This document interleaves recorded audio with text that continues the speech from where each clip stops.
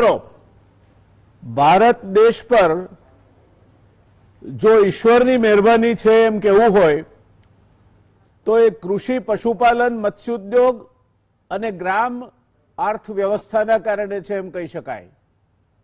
ભારત અન્ય દેશો કરતા અર્થવ્યવસ્થાની દ્રષ્ટિએ એક મોટું બફર ધરાવે છે, એક મોટું સુરક્ષા કવચ ધરાવે છે એમ કહેવું હોય તો એ આપણા ખેડૂતના કારણે, એ આપણા માછીમારના કારણે અને એ આપણા ગ્રામ્ય પ્રવૃત્તિઓ સાથે જે લોકો પશુધન વગેરેના પાલકો છે તેમના કારણે છે. એક સમય હતો જ્યારે 50 મિલિયન ટન 1951માં પહેલી પંચવર્ષીય યોજના લખાઈ ત્યારે આપણે 5 કરોડ ટન અનાજ પેદા કરતા હતા. PL 480ના ઘઉં અને ઓસ્ટ્રેલિયાની માઇલો જુવાર જોવા ન મળે, ખાવા ન મળે, લાઈનમાં ઉભા રહેવું પડે એવી વસ્તુઓ આપણે ખાતા હતા. ત્યાંથી શરૂ કરીને 34 કરોડ દેવી દેવતાઓમાંથી 130 કરોડ કરતા વધારે આપણે થયા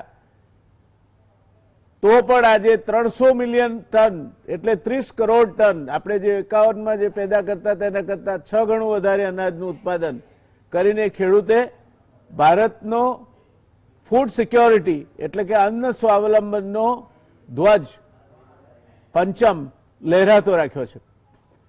કેર નામની સંસ્થા આપણને દૂધનો પાવડર ભેટ આપતી હતી અને આપણે બાળકોને નિશાળમાં ન્યુટ્રિશનલી ડાયટરી સપ્લિમેન્ટ તરીકે એનું દૂધ બનાવીને પીવડાવતા હતા. હું જ્યારે 3-4 ધોરણમાં હતો ત્યારે આ પ્રયોગ અમારા ઉપર પણ થતો હતો ને એ વખતે અમને આશ્ચર્ય થતું હતું કે આ દૂધમાં પાણી નાખીએ પાવડરમાં એટલે દૂધ બને તે દૂધ જેવું જ હોય કે કેમ, એની ચા બને, એનું દહીં જમાવાય કે કેમ, આવા બધા પ્રશ્નો અમને એ વખતે થતા હતા. ફળ અને શાકભાજીના ઉત્પાદનમાં આપણે ક્યાંય નહોતા અને દુનિયામાં ઔદ્યોગિક વિકાસના દ્રષ્ટિએ 38મા નંબરે હતા. ત્યાંથી આજે 5 કરોડમાંથી 30 કરોડ એટલે 6 ગણું અનાજનું ઉત્પાદન આપણે કરીએ છીએ.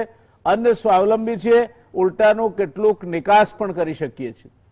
આજે ભારત ભીખનો કટોરો લઈને અનાજ માગવા નીકળતું નથી. એ જો જસ્ટ જવો જોઈએ તો આપણા કિસાનને જવો જોઈએ. લગભગ આઝાદીનો પહેલી પંચવર્ષીય યોજના લખાઈ પછીના 5-7 વર્ષમાં એક જોડી બીજી ભારતના ક્ષિતિજે ઉભરી, ત્રિભુવનદાસ પટેલ અને કુરિયન. ભારતને પશુપાલન અને દૂધના ઉત્પાદનમાં આ જોડીએ દુનિયામાં પહેલા સ્થાને લાવીને મૂક્યું. આજે ભારત દૂધના ઉત્પાદનમાં દુનિયામાં પહેલા સ્થાને છે. એનો યશ એ વ્હાઇટ રિવોલ્યુશન અને નેશનલ ડેરી ડેવલપમેન્ટ બોર્ડ અને અમૂલના પ્રયોગને જાય છે. ડૉક્ટર કુરિયન અને ત્રિભુવનદાસ પટેલે જે શરૂઆત કરી, સરદાર પટેલ સાહેબે એમને જે માર્ગદર્શન આપ્યું તેને જાય છે. એ વાત કહેવામાં જરાય અતિશયોક્તિ નથી. ત્યાર પછી પણ લાલ બહાદુર શાસ્ત્રી આપણા પ્રધાનમંત્રી બન્યા, આપણને સૂત્ર આપવામાં આવ્યું જય જવાન જય કિસાન. એ સમય એવો હતો કે શાસ્ત્રીજી આપણને કહ્યું હતું કે 1 ટન અનાજ છોડો અને ભાત ખાવાનું છોડો, અમુકથી વધારે સંખ્યામાં હો તો ચોખાની વાનગીઓ ના પીરસો. આ પરિસ્થિતિમાંથી આપણે 70ના દાયકાની શરૂઆતમાં એક બીજો આપણને મસીહા મળ્યો, એ સી સુબ્રમણ્યમ અને ગ્રીન રિવોલ્યુશનના પ્રણેતા ડૉક્ટર સ્વામિનાથન મળ્યા. આપણે અનાજમાં સ્વાવલંબી બન્યા તેની આ શરૂઆત અને આજે 300 મિલિયન ટન અનાજ આપણે પેદા કરીએ છીએ. ફળો અને શાકભાજીના ઉત્પાદનમાં આપણે વિશ્વમાં બીજા નંબરે છીએ. દૂધના ઉત્પાદનમાં વિશ્વમાં પહેલા નંબરે છીએ. ગુજરાત જેવા રાજ્યને ખાસ જાણવું જોઈએ કે મત્સ્યોદ્યોગમાં દેશનો 3જા ભાગનો દરિયા કિનારો ધરાવતું ગુજરાત સારું એવું ઉત્પાદન પોતાના દરિયાકાંઠા થકી મત્સ્ય ખેતીથી પણ કરે છે. આ પરિસ્થિતિમાં આજે ગામડું, ગ્રામ્ય અર્થકારણ આ બધી પ્રવૃત્તિઓને કારણે ભલે સીધી રીતે તમે કહો કે 5મા ભાગનો જ GDP પેદા કરતું હશે, પણ 60% ભારત ગામડામાં વસે છે. 50% કરતાં વધારે નોકરીઓ સીધી યા આડકતરી રીતે ગ્રામ્ય અર્થવ્યવસ્થા આપે છે અને 50% ખપત પણ સીધી યા આડકતરી રીતે ગ્રામ્ય અર્થવ્યવસ્થા કરે છે. આનો જશ ખેતી, પશુપાલન, મત્સ્યોદ્યોગ અને દૂધ ઉત્પાદન અને કંઈક અંશે કમર્શિયલ એફોરેસ્ટેશન સાથે જાય છે. ત્યારે આજનું પેકેજ એ કારણસર ખૂબ જ અગત્યનું પેકેજ છે. ભારતની અર્થવ્યવસ્થાને સ્થિરતા આપવા માટેનું પેકેજ છે. ભારતમાં જે વ્યાપક બેકારી ઊભી થઈ છે કોરોનાના કારણે ને એ પહેલા ઝોલો ખાઈ ગયેલી અર્થવ્યવસ્થાને કારણે, એને ક્યાંક શાતા આપવા માટેનું પેકેજ છે. અને એટલે આટલા બધા દિવસોની ચર્ચા કરતા આજની ચર્ચા મારા મત પ્રમાણે સૌથી વધારે અગત્યની છે. શરૂઆત કરીશ, અમારી ડિસ્ટિંગ્યુશ પેનલ છે, અત્યંત જેમના પોતપોતાના ક્ષેત્રે મોટા નામ છે, ખૂબ ઊંડો અભ્યાસ છે, એવા અમારી પેનલના મોવડી ગણીએ તો ડૉક્ટર બકુલભાઈ, એમની ઓળખાણની જરૂર નથી. સાગરભાઈ કાલે પણ હતા આપણી સાથે, એક ઉભરતું નામ છે. કૃષિ અને કિસાન સાથે જોડાયેલી પ્રવૃત્તિઓ સાથે એક શિક્ષણવિદ તરીકે અને સ્પષ્ટ વક્તા, અભ્યાસુ, એકેડેમિશિયન તરીકે પ્રોફેસર હેમંતભાઈ શાહ એ હવે કોઈ નવું નામ રહ્યું નથી. એટલે આવી પેનલ આ બજેટનો જે આજની સંસ્કરણ જે નિર્મલા સીતારામણે રજૂ કર્યું છે એનું વિશ્લેષણ કરે છે. કોઈ વાદ, કોઈ વિવાદ, કોઈ વિતંડાવાદ, કોઈ ખોટા ચર્ચાઓ નહીં, કોઈ ખોટા દલીલો નહીં. મૂળ મુદ્દે જે વિષય છે તેની સાથે જોડાઈ રહીને આ કક્ષાના નિષ્ણાતો પાસેથી ચર્ચા જો કરવાનો અને સાંભળવાનો મોકો મળતો હોય તો કદાચ ગુજરાતની પ્રજાને આ પહેલો મોકો મળે છે, વિશિષ્ટ મોકો મળે છે. એટલે બકુલભાઈ સાહેબ, આજનું પેકેજ અને એની વિશિષ્ટતાઓ વિશે આપ શરૂઆત કરી આપો, પછી આ ચર્ચા હવે આગળ વધારીએ. જયનારાયણભાઈ, આપની વાત તદ્દન સાચી છે. એગ્રીકલ્ચર એ અને એના એલાઇડ એક્ટિવિટીઝ, મત્સ્ય ઉદ્યોગ, પશુપાલન એ અને ફોરેસ્ટ્રી એ આપણા અર્થતંત્ર માટે બહુ જ ક્રિટિકલ છે. અને એટલા માટે આજની જે જાહેરાતો થઈ એનું મહત્ત્વ આપણા અર્થતંત્ર અને ખાસ કરીને આપણા અર્થતંત્રની રિવાઇવ થવાની ક્ષમતા માટે ઘણું મહત્ત્વનું છે. હવે આજે 11 જાહેરાતો કરવામાં આવી, જેમાંની 8 કૃષિ ક્ષેત્ર માટે હતી અને 3 એ એગ્રીકલ્ચરલ અને રિલેટેડ રિફોર્મ્સ ઉપર હતી.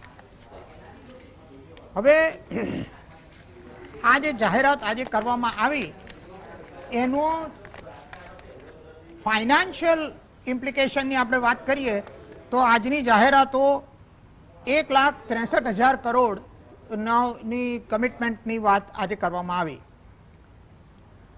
હવે 13મી તારીખ, 14મી તારીખ અને 15મી તારીખ 3 દિવસથી આ જાહેરાતો થઈ રહી છે. એટલે જો આપણે ખાલી એની સમરી કરીએ તો 13મી મેના દિવસે જે જાહેરાત કરવામાં આવી એનું એમાઉન્ટ હતો 5,94,000 કરોડ. 14મી મે જે જાહેરાતો કરવામાં આવી એનો ટોટલ હતું 2,46,000 કરોડ. અને આજે જે જાહેરાત કરવામાં આવી એનું ટોટલ છે 1,63,000 કરોડ. એટલે આ 3 દિવસનું ના પેકેજનો સરવાળો કરીએ તો 10 લાખ કરોડ જેટલો થાય છે. આગળ જેમ આપણે કહ્યું હતું તેમ પહેલા જે રિઝર્વ બેંક અને ફાઇનાન્સ મિનિસ્ટ્રીએ જે જાહેરાતો કરી હતી એ 7,40,000 કરોડની આજુબાજુ હતી. એટલે 10 અને 7 17,40,000 કરોડનું પેકેજ અત્યાર સુધીમાં એનાઉન્સ થયું છે. અને માનનીય પ્રધાનમંત્રીએ 20 લાખ કરોડની વાત કરી હતી. એટલે હવે 2,60,000 કરોડનું પેકેજ બાકી રહ્યું જે આગળ જતા આવશે. સાઇઝમાં આ 1,63,000 કરોડ આગલા બધા પેકેજ કરતાં નાનું લાગે છે, પણ એનો વ્યાપ ઘણો બહોળો છે. સૌથી મહત્વની બાબત જે હું કહેવા માંગુ છું તે એ છે કે આજે જાહેરાત કરતી વખતે પહેલી વાર માનનીય નાણામંત્રીએ આનો રિલેશનશિપ 2020ના બજેટ સાથે કરવાનો પ્રયાસ કર્યો અને ઓનેસ્ટી સાથે 3-4 જાહેરાતો વખતે એમ કહ્યું કે આ બધી સ્કીમોનું પ્રોવિઝન ઓરિજિનલી 2020ના બજેટમાં કરવામાં આવ્યું હતું અને પછી એમાં એડિશનલ એમાઉન્ટની વાત કરવામાં આવી. પણ આ જે જાહેરાતો કૃષિ ક્ષેત્રને લગતી જે કરવામાં આવી એમની છણાવટ તો અમારા કલીગ જે છે તે કરશે, પરંતુ મને જે 3 રિફોર્મની જાહેરાત થઈ એના વિશે વાત કરવાની મારી ઈચ્છા છે. ઇસેન્શિયલ કોમોડિટીઝ એક્ટની અંદર ચેન્જ કરવાનો અને વન નેશન વન માર્કેટનો જે કોન્સેપ્ટ હતો કે આજે એગ્રીકલ્ચરલ કોમોડિટીની ઇન્ટરસ્ટેટ ટ્રાન્સફર ઉપર અને મૂવમેન્ટ ઉપર જાત જાતના રિસ્ટ્રિક્શન્સ હતા. લાયસન્સી વગર, જેની પાસે લાયસન્સ ના હોય એના કોઈ ખેડૂતો વેચી ના શકે એ જાતના જે બધા પ્રાવધાનો હતા, એને કારણે થઈને એગ્રીકલ્ચરલ કોમોડિટી માર્કેટમાં એટલા બધા ડિસ્ટોર્શન્સ હતા કે અર્થશાસ્ત્રીઓ અને કૃષિ નિષ્ણાતો આ એગ્રીકલ્ચરલ રિફોર્મ્સની વાત છેલ્લા કેટલાય વર્ષોથી કરતા. ઇનફેક્ટ ઇસેન્શિયલ કોમોડિટીઝ એક્ટની અંદર જે ચેન્જીસ કરવા જોઈએ તે એવી જ રીતે પશુપાલન માટેના જે અને મત્સ્ય ઉદ્યોગ માટેના જે રિફોર્મ્સની વાત કરી, આના વિશે વર્ષોથી વાત થઈ રહી હતી. તે પહેલું તો મારે એ કહેવાની જરૂર છે કે આને COVID-19ને કંઈ લેવા દેવા નથી. આ reforms are being spoken of for many years. In fact, આજની જાહેરાત સાંભળીને મને ઈચ્છા થઈ કે આ બધું મેં પહેલા પણ વાંચ્યું છે કે સાંભળ્યું છે, એટલે મેં બીજેપીનો 2019નો ઇલેક્શન મેનિફેસ્ટો ખોલ્યો. એપ્રિલ 8, 2019ના દિવસે બીજેપીનો ઇલેક્શન મેનિફેસ્ટો જાહેર કરવામાં આવ્યો હતો. એ સંકલ્પ પત્રમાં ખેતી અને ગ્રામ્ય વિકાસ અને પશુપાલન એ બધા મુદ્દાઓને જો તમે જુઓ તો એની અંદર આ બધા પોઈન્ટ્સ એક્સપ્લિસિટલી મેન્શન્ડ છે. એટલે આજે જે રિફોર્મ્સ જાહેર કર્યા અને એવી જ રીતે ગઈકાલે એગ્રીકલ્ચરને લગતા કિસાન ક્રેડિટ કાર્ડના અને બધા જે એ બધાનો ઉલ્લેખ એ આજથી 1 વર્ષ પહેલા ઇલેક્શન મેનિફેસ્ટોની અંદર થઈ ચૂકેલો છે અને એની પહેલા પણ આ વસ્તુઓ ડિબેટની અંદર અને ડિસ્કશનમાં હતી. એટલે આ long overdue, long pending reforms હતા. હવે કોવિડને કારણે જે પરિસ્થિતિ ઊભી થઈ છે એની સાથે આ રિફોર્મ્સ ડાયરેક્ટલી કંઈ એમાં હેલ્પ નહીં કરે, પરંતુ આ રિફોર્મને કારણે એગ્રીકલ્ચરલ માર્કેટિંગનો કોન્સેપ્ટ ચેન્જ થશે, એગ્રીકલ્ચરલ સેક્ટરના ડેવલપમેન્ટને વેગ મળશે અને આવતા 2 થી 3 વર્ષમાં આની અસરો દેખાશે. હજી આ એક્ટ પાસ નથી થયા, આના વિશે વાત કરવામાં આવી છે. એટલે આપણે એમ આશા કરીએ કે એકદમ સ્પષ્ટ બહુમત છે. આટલા બધા પોલિટિકલી સેન્સિટિવ મેટરો પાસ થઈ ગઈ છે તો આ ઇકોનોમિક રિફોર્મ્સની મેટર પણ પાસ થશે. આ બધી બાબતો સેન્સિટિવ છે અને એટલા જ માટે કદાચ એને અત્યાર સુધી પ્રાધાન્ય મળ્યું નથી. ડિસ્કશનો થયા છે પરંતુ નથી. જેમ આ રિફોર્મ્સ છે એવી જ રીતે લેબર રિફોર્મ્સ છે, લેન્ડ રિફોર્મ્સ છે, ઘણા બધા એવા રિફોર્મ્સ છે કે જે આપણા દેશની અંદર કરવાની જરૂર છે. આજે નાણામંત્રીએ આ રિફોર્મ્સ વિશે સ્પષ્ટતાથી વાત કરી છે. આજની વાતમાં ને એના રણકારની અંદર જે સ્પષ્ટતા હતી એના ઉપરથી હું એમ માનું છું કે આ એક જાતની કમિટમેન્ટ થઈ છે અને એને કોવિડના સંદર્ભમાં લીધું છે. એટલે આ બિલોને પાસ થવામાં મુશ્કેલી નહીં નડે એમ હું માનું છું. અને જો આ થશે તો આપણા અર્થતંત્રને, ખાસ કરીને એગ્રીકલ્ચર ઉપર એની બહુ દૂરગામી અસરો પડશે. હવે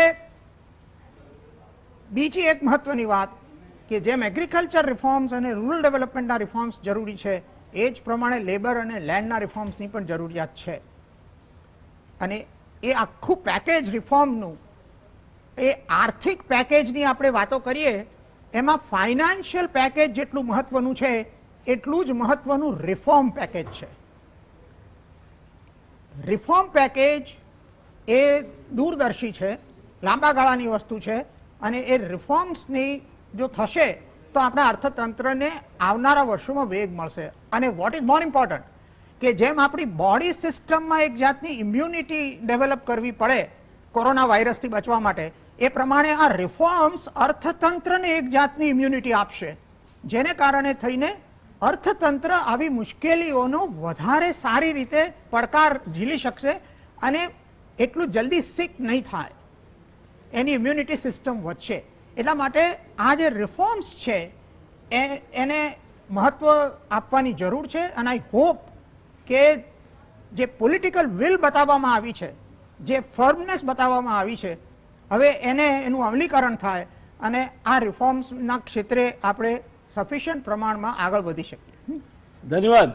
બકુલભાઈએ જે વાત કરી તે ખરેખર આનંદદાયક છે કે કેન્દ્ર સરકારે આ વખતે એક હિંમત કરીને રિફોર્મ માટેની સ્પષ્ટ માર્ગદર્શિકા અને એનો સ્પષ્ટ રસ્તો એનું ઉચ્ચારણ કર્યું છે અને એ ઉપકારક બનશે એમાં કોઈ શંકા નથી. સાગરભાઈ, આપ તો કૃષિ અને કૃષિ સંલગ્ન બાબતોના બહુ ઊંડા અભ્યાસી છો. કેવું લાગ્યું આજનું પેકેજ આપને? આને સાહેબ બે રીતે જોઈ શકાય. એટલે સુધારાની રીતે જુઓ તો જેમ ધોળકિયા સાહેબે વાત કરી એ પ્રમાણે એના ફાયદા કે ગેરફાયદા એ આપણને લાંબા ગાળે ખબર પડવાની છે. અત્યારે જે અમારી આતુરતા હતી એ પેકેજ એટલે કે તાત્કાલિક અમારા હાથમાં શું આવે છે એની હતી. એટલે એ ટૂંકા ગાળાના પેકેજની દ્રષ્ટિએ જોઈએ તો એમાં અમે બહુ ખુશ અથવા તો નિરાશ થયા છીએ એવું કહીએ તો ચાલે. સુધારા હું પોતે પણ ઈચ્છું છું કે એગ્રીકલ્ચરમાં, લેબરમાં બધી રીતે ઘણા સુધારાઓ કરવાની જરૂર છે અને એ થવા જોઈએ, પણ એ તો સહજ ક્રમમાં લાંબે ગાળે થઈ શકે. આજે તાત્કાલિક જરૂરિયાત હતી એમાં ખેડૂતોની ગઈકાલે વાત કરી હતી, હું આજે થોડી માછીમારોની પહેલાં વાત કરી લઉં કે આપણે માછીમારો માટે 20,000 કરોડની આજે જાહેરાત થઈ છે. માછીમારોના એક જુદા પ્રકારના પ્રશ્નો છે. એમાં ટ્રોલર ફિશિંગ શરૂ થયું, ટ્રોલરવાળા છેક કાંઠા સુધી આવીને બોટમ ફિશિંગ કરવા માટે, એને કારણે જેને પગડિયા એટલે કે સૌથી નીચેનો માછીમાર છે જે માત્ર આજીવિકા એને જ આધારે રળે છે, એ લોકોની આજીવિકા ઝૂંટવાઈ હતી અને એમાં દરિયાના કાંઠે વધતા પાવર પ્લાન્ટો અને ઇન્ડસ્ટ્રીયલ પોલ્યુશન એ મોટું કારણ હતું. એની સાથે સાથે આ કોવિડ જોડાયું. હવે એને આનાથી શું રાહત મળશે, એના હાથમાં શું આવશે, એ એક પહેલો સવાલ છે. એ બાબતમાં બહુ અપેક્ષા આમાંથી કંઈ આશા જન્મતી નથી.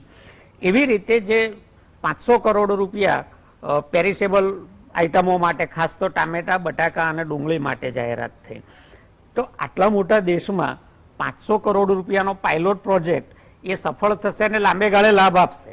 એ રીતે એ દ્રષ્ટિએ લાંબા ગાળાની દ્રષ્ટિએ બરાબર છે, પણ આજે જેનું નુકસાન થયું છે એનું શું?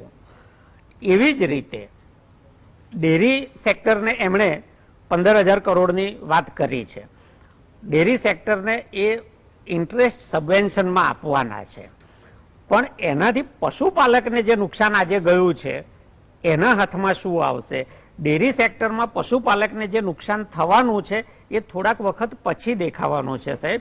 એ એટલા માટે કે આજે ડેરીઓ પાસે જે શહેરોમાંથી સ્થળાંતર થયું એને કારણે દૂધનો સ્ટોક વધારે આઇડલ પડ્યો રહ્યો છે ને એણે એમને પાવડરમાં કન્વર્ટ કર્યો છે.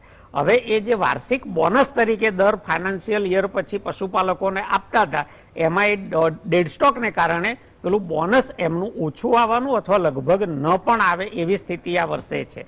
એટલે એમને જે નુકસાન થયું છે એનું કેવી રીતે એમને વળતર મળશે એનો આમાં નથી દેખાતું. હા, ડેરી સેક્ટરને મદદ મળશે, એના ફાયદા લાંબા ગાળાના હશે. પેલો પાયલોટ પ્રોજેક્ટ સફળ થાય એના ફાયદા લાંબા ગાળાના હશે. માછીમારોને જે સહાયની જાહેરાત કરી છે એના જે લોકો સ્ટોરેજ વગેરે એની સપ્લાય ચેનમાં છે એ લોકોને ફાયદો થશે, પણ છેક જે છેવાડાનો માણસ છે કે જેને સૌથી વધારે જરૂર છે અત્યારે એને મને આમાં એટલે પેકેજની રીતે કોઈ ફાયદો નથી દેખાતો, અથવા જે નિરાશા કહું છું એનું કારણ આ છે કે જેને સૌથી વધારે જરૂર છે એના હાથમાં તરત કશું નથી આવતું. લાંબા ગાળાના વાયદા છે. લાંબા ગાળે કેટલું સફળ થશે, કેટલું નિષ્ફળ થશે, આંતરરાજ્ય હેરફેરના શું પરિણામો આવશે, એ બધું આપણને 2 વર્ષ પછી ખબર પડશે. એટલે તાત્કાલિક ઓવરઓલ હું 3 દિવસના બજેટ જોઉં છું તો ક્યાંક ને ક્યાંક સરકાર છે ને નાનાઓના નામે મોટાઓને સાથે ઘુસાડી દે છે. એટલે પેલા બિલ્ડરોને વ્યાજ સબસિડીની વાત કરી દીધી, આગળ ડિસ્કોમના 90,000 કરોડ રૂપિયા એમાં મૂકી દીધા. એવી જ રીતે આજે જ્યારે છેક નાના માણસને, માછીમારને કે ખેડૂતને આપવાની વાત હતી ત્યારે એમણે સહકારી સેક્ટરને એટલે કે ડેરી સેક્ટરને સાથે મૂકી દીધું. ડેરી સેક્ટર અને પશુપાલન માટે એ અલગથી મોટું કરી શક્યા હોત. 15,000 કરોડ રૂપિયા જે રસીકરણ માટેની વાત કરી પશુઓની, એ રસીકરણ જરૂરી હતું, એની બજેટમાં વાત થઈ છે, એ વાત સાથે હું સહમત. પણ એનાથી પશુપાલકના હાથમાં શું, એ મારો સવાલ છે. એટલે એ દ્રષ્ટિએ ઓવરઓલ જોતા મને તાત્કાલિક એની કોઈ રાહત મળતી દેખાતી નથી. દર્શક મિત્રો, અંગ્રેજીમાં એક કહેવત છે કે 1 in hand is better than 2 in bush. બંને નિષ્ણાતોને આપણે સાંભળ્યા, એમાંથી એક મત બહુ સ્પષ્ટ રીતે સપાટી પર આવે છે કે there is going to be 2 in bush probably. કદાચ એકના બદલે 2 ભવિષ્યમાં મળી શકે, પણ એમની જે જરૂરિયાત છે એ તાત્કાલિક છે. જે દૂધ ઉત્પાદકો છે એની નજર એમને શું વળતર મળે છે તેના પર છે. વ્યાજ સબવેન્શન આપો અને બીજી બાજુ પાવડરના કારણે નુકસાન થાય, સ્ટોકનો ભરાવો થઈ જાય તો એને બોનસ નહીં મળે. આ વાત પણ એટલી જ અગત્યની છે. એટલે સરવાળે લાંબા ગાળે ફાયદો થાય તે વાત સ્વીકારીએ તો પણ ટૂંકા ગાળાના કેશફ્લોની દ્રષ્ટિએ, પશુપાલકના હાથમાં જે પૈસા આવવા જોઈએ એ દ્રષ્ટિએ સાગરભાઈનું કહેવું છે કે એ પૈસા તાત્કાલિક આવશે નહીં, અથવા આવશે તો ઘસાઈને આવશે. આપણે આશા રાખીએ કે આવું ન થાય, પણ શક્યતાઓ આવી વધારે દેખાય છે. હેમંતભાઈ, તમને પૂછવું છે મારે કે આ પેકેજમાં તમને હકારાત્મક બાબતો કઈ દેખાય? આ બજેટ અંગેની જે વાત છે એ વાતને આ પેકેજમાં ખાસી વણી લેવામાં આવી છે, એ એક હકીકત છે. દાખલા તરીકે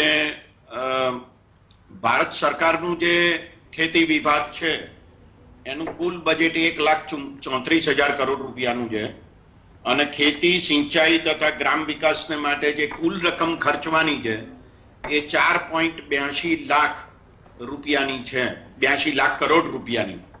હવે આજે જે પેકેજ જાહેર કરવામાં આવ્યું એ 1,63,000 કરોડ રૂપિયાનું છે. અને આ જો હિસાબ માંડીએ તો આપણને ખબર પડે છે કે આ બધી બાબતો એ બજેટનો ભાગ છે, એક યા બીજી રીતે, એવું બહુ સ્પષ્ટપણે કહી શકાય એમ છે.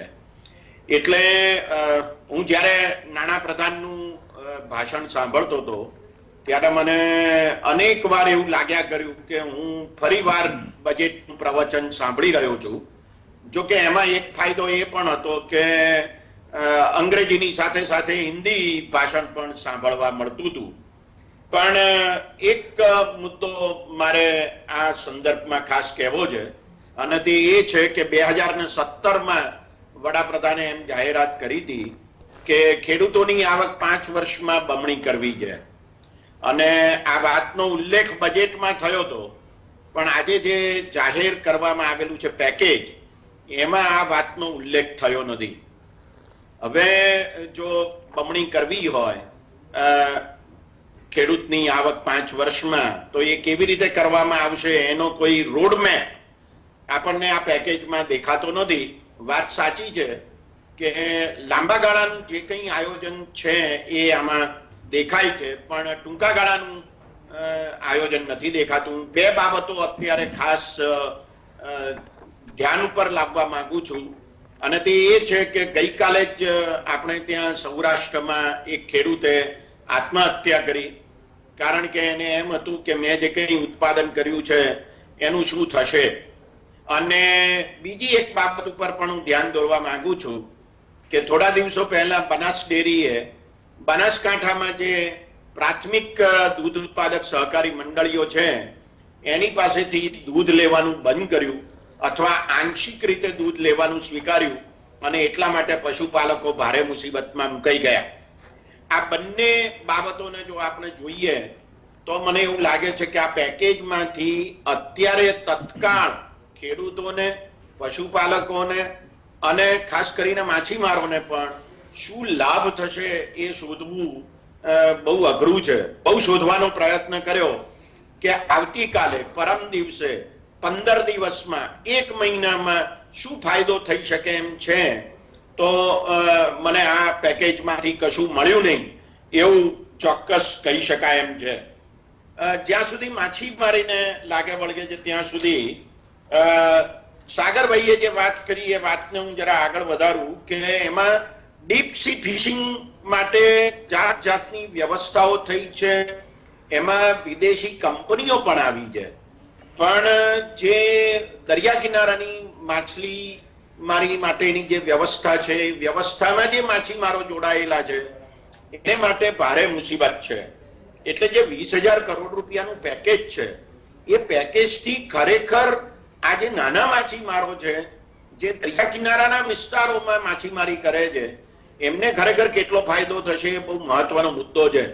આપણે એ વાતને ધ્યાનમાં રાખવાની જરૂર છે કે ગુજરાતમાં સાગરખેડુ યોજના જાહેર કરવામાં આવી હતી અને આ સાગરખેડુ યોજનાનો લાભ પણ કેટલા પ્રમાણમાં મળ્યો છે એના જે અભ્યાસો થયા છે એ અભ્યાસો પણ બહુ સ્પષ્ટપણે એવું કહે છે કે નાના માછીમારોને આનો લાભ ઓછા પ્રમાણમાં પ્રાપ્ત થયો છે. એક વાત જરા આપણે ધ્યાનમાં લઈએ કે આખા દેશની જીડીપીમાં ખેતીનો ફાળો 12 થી 14% વચ્ચે છે અને જે ખેતીમાં રોજગારી મેળવનારા લોકોનું પ્રમાણ છે તે 47, 48, 50% આસપાસ છે. હવે આ આંકડો બંને એકબીજા સાથે મેળવીએ તો આપણને ખબર પડે છે કે લગભગ 50% લોકોને 12 થી 14% આવક મળે છે. એનો અર્થ એવો થયો સીધી જ રીતે આ દેશની ગરીબી એ આ ખેતી સાથે સંકળાયેલી બાબત છે. હવે આ ખેતી સાથે સંકળાયેલી ગરીબીને અત્યારે કોરોના મહામારીના કિસ્સામાં ભયંકર વિપરીત અસર થઈ છે, એમાં કોઈ શંકાને સ્થાન નથી. હવે અત્યારે પેકેજ પાસે જે અપેક્ષા હતી તે અપેક્ષા એ હતી કે તત્કાળ કશીક રાહત મળે, પણ એવું કશું નથી થયું એવું આ પેકેજને આધારે કહી શકાય એમ છે. મારે એક બીજી બાબત ઉપર પણ ધ્યાન દોરવું છે અને તે એ છે કે 2003માં એપીએમસી એક્ટ માટે એક મોડેલ એક્ટ કેન્દ્ર સરકારે તૈયાર કરેલો અને પછી 2017માં એક બીજો મોડેલ એક્ટ તૈયાર કરવામાં આવ્યો અને એને આધારે અપેક્ષા રાખવામાં આવી કે રાજ્ય સરકારો આ મોડેલ એક્ટ મુજબ એમના એપીએમસી એક્ટમાં સુધારા કરે. હમણાં જ ગુજરાત સરકારે એને માટે જાહેરનામું બહાર પાડ્યું છે અને ગુજરાતના એપીએમસી એક્ટમાં સુધારો કર્યો છે અને એને પરિણામે ગુજરાતનો જે એપીએમસી એક્ટ છે એમાં જે એપીએમસીની જે ઇજારાશાહી છે એનો અંત આવ્યો છે એમ કહીએ તો ચાલે. પણ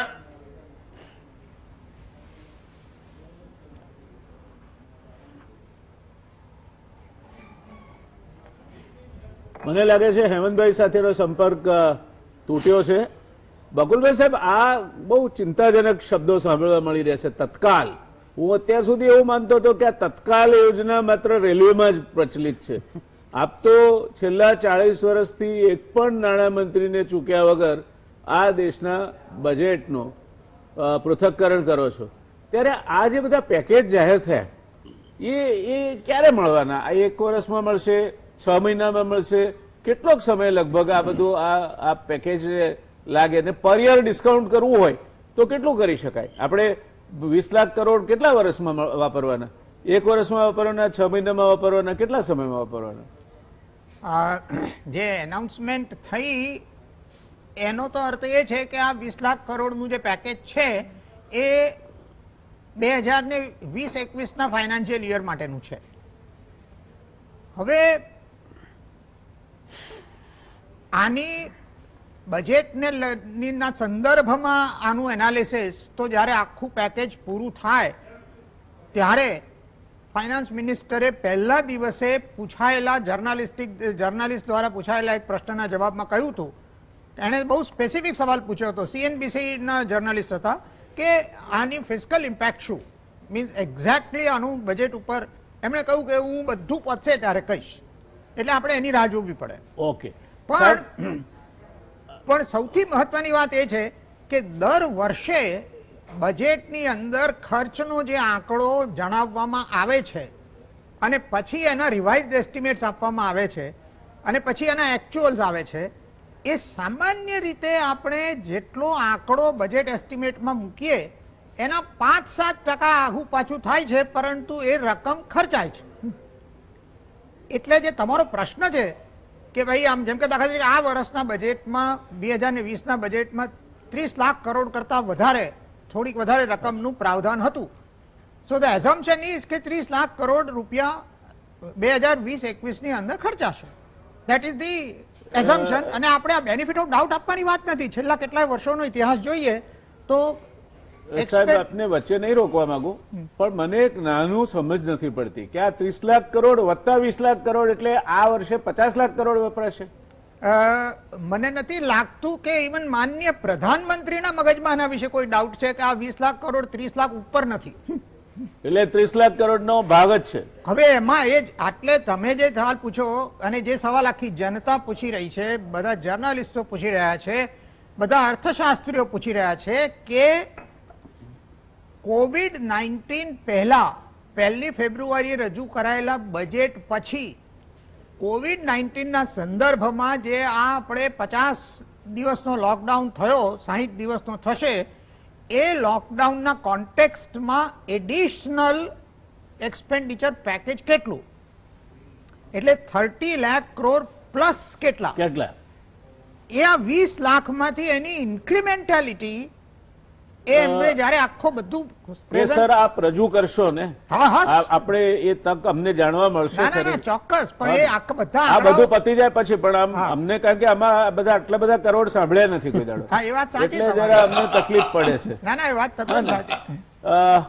સાગરભાઈ, એક સ્પેસિફિક વાત મારે તમને પૂછવી છે કે આ એપીએમસી એક્ટમાં ફેરફાર થયો એ ખેડૂતને ફાયદાકારક છે કે નુકસાનકારક? એપીએમસી એક્ટમાં ગુજરાતમાં જે સુધારો થયો છે એ હું માનું છું કે ગુજરાતના ખેડૂતો માટે ફાયદાકારક છે. અને આ સુધારા માટે મેં જ 11 ફેબ્રુઆરીએ ગુજરાત સરકારને લખેલું. સાથે સાથે હું એટલે પહેલેથી મારા કામનો એક ભાગ છે કે એગ્રીકલ્ચર પ્રોફિટેબલ તો જ થાય જો એને પ્રોપર એગ્રીકલ્ચર ઇન્ફ્રાસ્ટ્રક્ચર અને માર્કેટ મળે. એ વગર કાયમ રાહતો ઉપર ખેતી જીવી ન શકે. એટલે પ્રોફિટેબલ બનાવવી હોય તો ઇન્ફ્રાસ્ટ્રક્ચર આપવું પડે.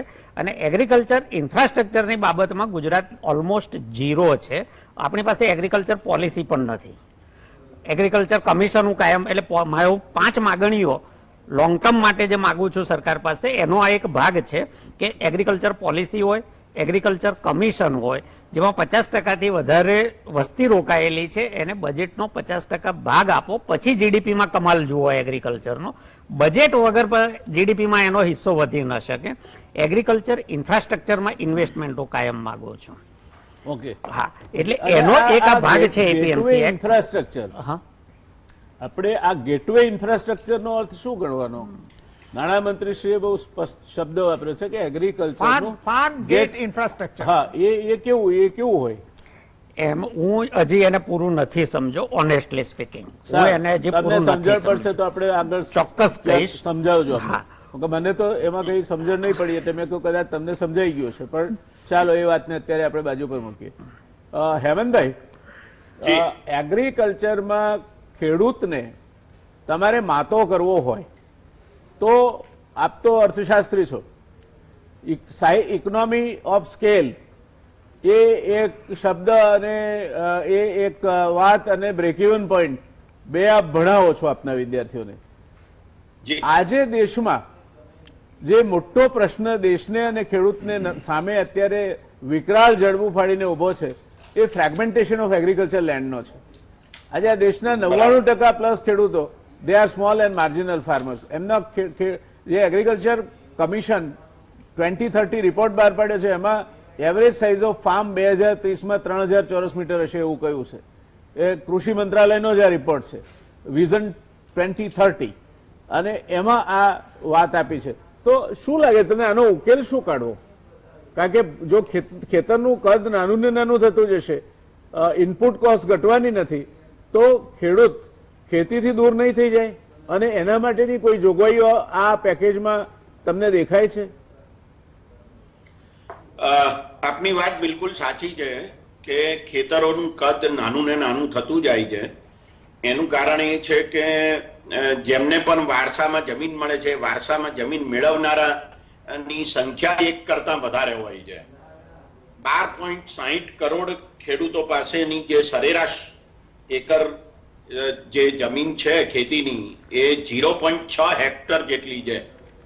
એટલે વાત બિલકુલ સાચી છે. હવે નીતિ આયોગે 2017 થી 2020નું જે યોજના તૈયાર કરી છે અને ત્રિવાર્ષિક યોજના તરીકે ઓળખવામાં આવે છે, એમાં એમણે એવું કહ્યું છે કે દેશમાં જે નાના ખેતરો છે ને એ સમસ્યા છે, અને એ સમસ્યાનો ઉકેલ કેવી રીતે લાવવો, તો નીતિ આયોગે એના અહેવાલમાં એવું સૂચન કરેલું છે કે આ નાના ખેતરોને ભેગા કરો, મોટા ખેતરો બનાવો અને મિકેનાઇઝેશન કરો.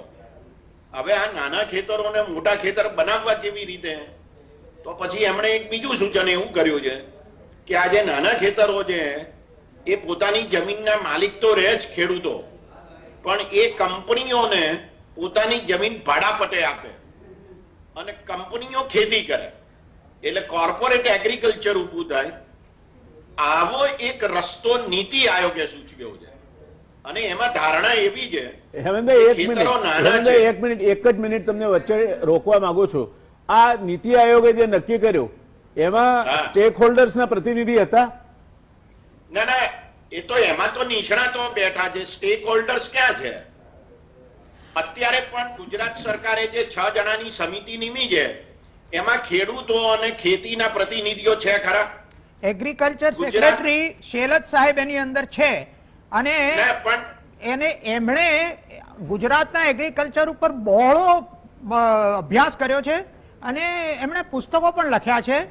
એટલે આ રીતે કમિટીને ડાઉનરાઇટ રિજેક્ટ કરી દેવી અને એમ માની લેવું કે યુનિવર્સિટીમાં ભણાવનારા જ માત્ર એક્સપર્ટ હોય અને પ્રોફેશનલો એક્સપર્ટ ના હોય, એ વાત સાથે હું સહમત નથી. બકુલભાઈ સાહેબ, માફ કરજો, મારો અર્થ સ્ટેક હોલ્ડર એટલે ખેડૂતના પ્રતિનિધિ, જે ખેતી કરે છે, ખેતીને સમજે છે અને ખેતીની લગતી નિટીગ્રીટી જાણે છે. Kiritbhai is a very good officer, એણે મારી સાથે પણ કામ કર્યું છે, પણ એ ખેડૂત ન બની શકે અને ખેડૂતની વ્યથાઓ પણ ન સમજી શકે.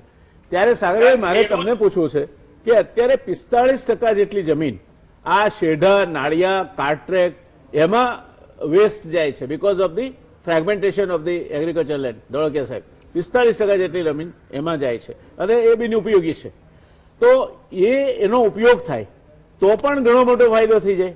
તો આપના મનમાં એવો કંઈ એવો રચનાત્મક ઉપાય છે કે જેમાં આ પ્રશ્ન, સમસ્યાનો પણ હલ આવે અને નીતિ આયોગને પણ આપણે કોઈ રચનાત્મક સૂચન કરી શકીએ?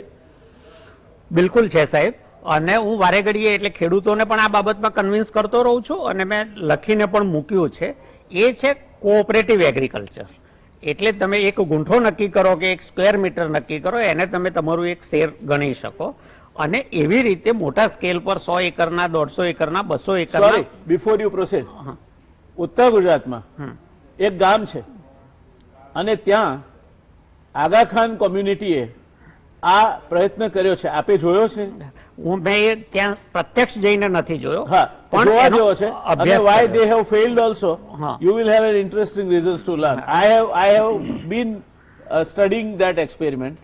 અને એ આપણે માનીએ છીએ એટલે મૂળભૂત રીતે ક્યાંક આપણા કલ્ચરમાં, બકુલભાઈ સાહેબ, એકબીજાના સાથી તરીકે રમવાનું આપણને નથી ભાવતું. We are loners, individuals. એટલે કોક ખેતી કરે ને મને કેમ કે તારે માર્કેટિંગ સંભાળવાનું ને પેલાને કે તું આ કરીશ. આ કલ્ચર નથી આપણું. એટલે જ એ જ સૌથી મહત્વનું. આજે અમૂલનું લેસન શું છે? તમે વિચાર કરો કે જે આજે માર્જિનલ ફાર્મરની દશા છે એ એક કે બે ગાય કે ભેંસ રાખનારા પશુપાલકની દશા કેમ નથી? એનું કારણ કે આપણે કોઓપરેટિવ ફાર્મિંગ નથી કરી શક્યા, પણ કોઓપરેટિવ ડેરી આપણે કરી શક્યા. Very true, very true. અને ત્યાં આગળ એકમેકનો વિશ્વાસ ગામડાઓમાં થયો. એ પશુપાલકોને સંસ્થા ઉપર ભરોસો હતો, સંસ્થાને પશુપાલકો ઉપર ભરોસો હતો. અને આજે દુનિયાની અંદર અમૂલ એ આટલું પ્રખ્યાત કેમ છે? કારણ કે એ એકમાત્ર એવું એક્ઝામ્પલ છે કે જેની અંદર ગામડાના અભણ માણસો વિશ્વાસ અને ભરોસાના આધારે પોતાની પ્રોગ્રેસ કરી શક્યા. હવે આ વસ્તુ જ્યારે ખેતીની અંદર લાગુ થશે ત્યારે કોઓપરેટિવ ફાર્મિંગ વિશે આપણા અર્થશાસ્ત્રીઓએ અસંખ્ય વસ્તુઓ કહેલી છે. અને આ સબ ડિવિઝન અને ફ્રેગમેન્ટેશન ઓફ ફાર્મ હોલ્ડિંગ્સ એ આજથી 50 વર્ષ પહેલા સાહેબ આપણે કોર્સમાં ભણેલા છે. I agree with you. એટલે આ રૂરલ પોપ્યુલેશનનું explosion I come to you give me a minute. અને એને કારણે થઈને આ થયું. હવે કોન્સોલિડેશન ઓફ ફાર્મ હોલ્ડિંગ્સ, આ બધા કોઈ નવા આઈડિયાઝ નથી. આ આઈડિયાઝ 30 વર્ષથી લોકો કરી આપણે રહ્યા છે, અમલમાં નથી મૂકી શક્યા. પણ એને માટે લેન્ડ રિફોર્મ્સ ની જરૂર છે. જી, આઈ એગ્રી વિથ યુ. મારે અને એક વાત perhaps, કહેવી છે, ધોળકિયા સાહેબે જે કહ્યું, with due respect, I like to add on to that કે એગ્રીકલ્ચર એ પ્રાઇમરી ઇન્કમ છે, મિલ્ક એ સેકન્ડરી ઇન્કમ છે. અને કદાચ એગ્રીકલ્ચરના જે ઇનપુટ આઉટપુટ છે એમાંથી ઘણા બધા મિલ્ક પ્રોડ્યુસરને, કારણ કે હું ખેડૂત છું, હું દૂધ પણ ઉત્પાદન કરું છું, મારે 100 કરતા વધારે મારી પાસે કેટલ છે, જે એગ્રીકલ્ચરના અમુક આઉટપુટ છે એ મિલ્ક પ્રોડક્શનમાં ફ્રી ઓફ કોસ્ટ. જો એ બધી કોસ્ટ નાખીએ તો આપણને દૂધ સાહેબ 100 રૂપિયા લીટર પણ વાયબલ ના બને. એટલે આ બધી પરિસ્થિતિમાં હેમંતભાઈ આનો ઉકેલ શું તમારા મતે? મારે જે કહેવું છે તે એ છે, આપે બહુ સરસ શરૂઆતમાં વાત કરી હતી, અને તે એ હતી કે દેશ આઝાદ થયો ત્યારે આપણે લગભગ 5 કરોડ ટન અનાજ પકાવતા હતા, અને આજે લગભગ આપણે 30 કરોડ ટન અનાજ પકાવીએ છીએ. દેશ આઝાદ થયો ત્યારે આપણા ખેતરની જે સાઈઝ હતી એના કરતા ખેતરની સાઈઝ નાની થતી ગઈ છે, એ પણ એક હકીકત છે. હવે પ્રશ્ન એ ઉભો થાય છે કે ખેતરનું કદ નાનું થતું ગયું અને છતાં ઉત્પાદન વધ્યું. આ આપણી સાબિતી છે. Food and Agriculture Organization, FAO, United નેશન્સનું ઓર્ગેનાઇઝેશન, એણે પોતે દુનિયાના 15 દેશોમાં અભ્યાસ કરીને એવું કહ્યું છે આજથી 10 વર્ષ પહેલા કે નાના ખેતરોમાં ઉત્પાદન ઘટે જ છે એમ ધારી લેવું ખોટું છે. પ્રશ્ન એ છે આપણી પાસે કે આ નાના ખેતરોને પણ આપણે કેવી રીતે વધારે ઉત્પાદક બનાવી શકીએ. આજે જે મુદ્દો છે તે ઉત્પાદન વધારવાનો, ઉત્પાદકતા વધારવાનો, અને એના કરતા પણ વધારે ખેડૂતોની આવક વધારવાનો કે જેથી તેઓ બચત કરીને ખેતીમાં મૂડીરોકાણ કરી શકે એને માટેનો છે.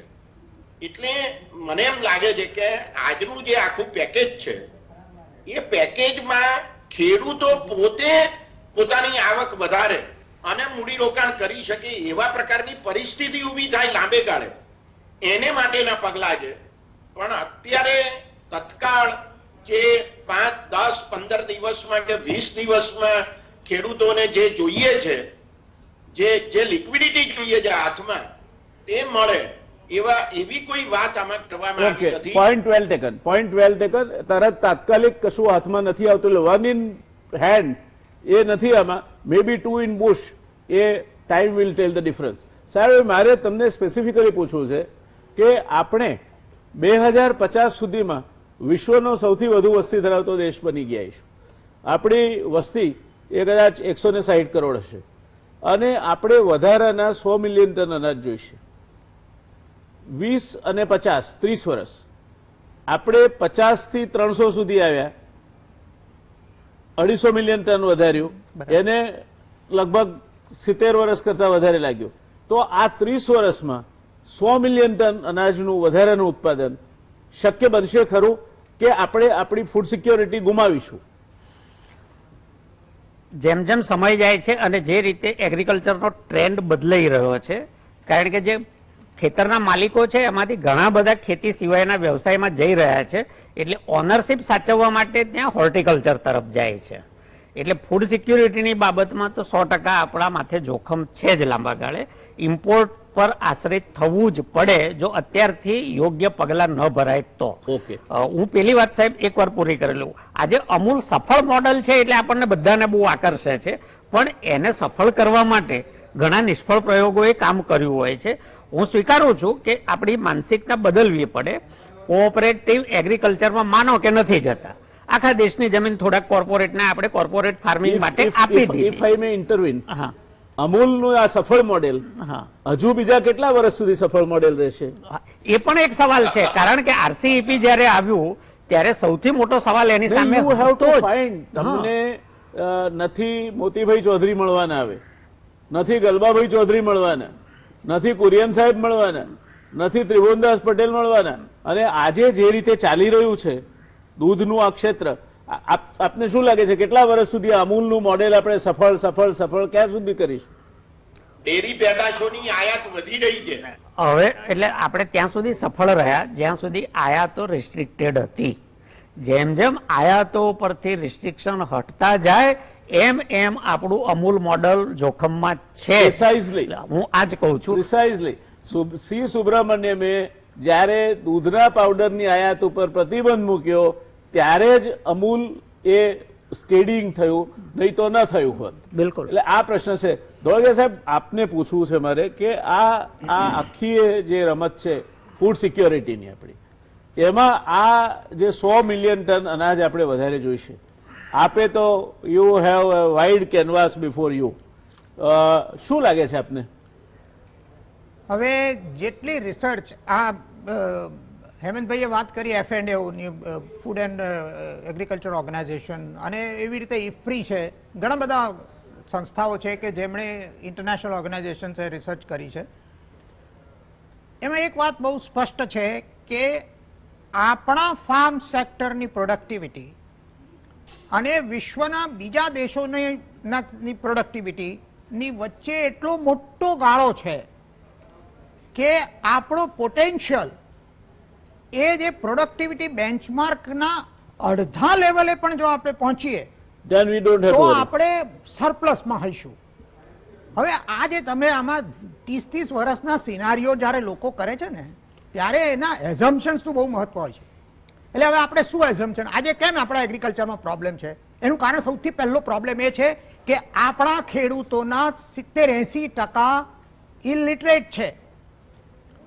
એમને સમજાવવા માટે જાત જાતના પ્રયોગો કરવામાં આવ્યા, તેમ છતાં ટેકનોલોજી ટ્રાન્સફર અને કન્વિક્શન નથી. આટલા બધા કૃષિ વિચારના દૂરદર્શન પ્રોગ્રામો રન કરીને થાકી ગયા. Yes. એમાંથી શું નીકળ્યું? હવે મારું કહેવાનું એમ છે કે તમે એમ માનો છો કે 30 વર્ષ પછી પણ ખેડૂતોમાં 80% ઇલિટરસી હશે? એટલે નવું જનરેશન આવશે એ ટેકનોલોજીને સમજશે નહીં. નવું જનરેશન આવશે એ આજથી 30 વર્ષ પહેલા ખેડૂતોને મોબાઈલ વાપરતા આવડતો હતો? મોબાઈલ ખેડૂતો પાસે આવવાથી અમુક ફેરફારો થયા છે. એટલે ટેકનોલોજીનું અપગ્રેડેશન 30 વર્ષમાં થશે જેની આપણે કલ્પના કરી શકીએ તેમ નથી. બીજી વાત કે આ જે રિફોર્મ્સ અત્યારના કરવામાં આવી રહ્યા છે, અને આપણે લાંબા ગાળાની વાત કરીએ છીએ, હવે 30 વર્ષ કરતા તો વધારે લાંબો ગાળો હોય નહીં. એટલે આ બધા રિફોર્મ્સ વિલ પ્રોડ્યુસ રિઝલ્ટ્સ, અને એ જે રિઝલ્ટ આવશે એને કારણે થઈને આપણી એગ્રીકલ્ચરલ પ્રોડક્ટિવિટી સબસ્ટેન્શિયલી ઇમ્પ્રૂવ થશે. ઇનફેક્ટ છેલ્લા 30 વર્ષમાં એગ્રીકલ્ચરલ પ્રોડક્ટિવિટી ઘણી વધી છે, અને એને કારણે આપણું એગ્રીકલ્ચરલ પ્રોડક્શન આટલા હદ સુધી પહોંચેલું છે. એટલે હું ઓપ્ટિમિસ્ટ છું. Sir, I put my total optimism with you. Technology will make all the difference. આજે પણ સિંગાપુરમાં 12 માળના બિલ્ડિંગમાં રોજની 2 ટન શાકભાજીનું ઉત્પાદન થવાનું શરૂ થયું છે. સો there will be definitely, I fully agree with you. પણ આ પ્રશ્ન જે છે, ખેડૂત જો ગ્રામ્ય અર્થવ્યવસ્થામાંથી ખેતીથી દૂર જશે તો વૈકલ્પિક રોજગારીની વ્યવસ્થાઓનો ને એ બધો પ્રશ્ન વિચારી અને એ નીતિઓમાં ક્યાંક લાવવો પડશે, અને એમાં સ્ટેક હોલ્ડર્સને સાથે રાખવા પડશે. કારણ કે માત્ર થિયોરેટિકલ અભ્યાસ કરીને નહીં ચાલે. દર્શક મિત્રો, આપણે દુનિયામાં દૂધ પેદા કરનાર પહેલો દેશ, એક નંબરનો દેશ છે. મને કહેનાર ઘણા લોકો મળે છે કે ઇઝરાયલમાં પર કેટલ આટલું પ્રોડક્શન છે, સર ન્યુઝીલેન્ડમાં આટલું પ્રોડક્શન છે, સ્વિટ્ઝરલેન્ડમાં આટલું પ્રોડક્શન છે. તો હું એમને કહું છું કે with this lowest production we are number 1 in the world. તો એમના ક્યાંય 20% આવીશું તોય આપણે નંબર 1 ઇન ધ વર્લ્ડ રહેવાના છે. I fully share your optimism. I think there is no reason to feel diffident about it. Hemantbhai સાહેબ, બકુલભાઈ સાહેબ, સાગરભાઈ, આપ સૌએ આજની ચર્ચા મને લાગે છે કે એટલી રસપ્રદ હતી અને માત્ર નિર્મલા સીતારામનના જાહેરાતો પૂરતી મર્યાદિત ન રહેતા એગ્રીકલ્ચર એઝ સચ એ સંપૂર્ણ સેક્ટરને અગત્યના એના બિંદુઓ સાથે જોડીને એક હોલિસ્ટિક અપ્રોચથી એક આખું ચિત્ર ઊભું કરવાનો પ્રયત્ન આ ત્રણેય નિષ્ણાત પેનલિસ્ટે કર્યો છે.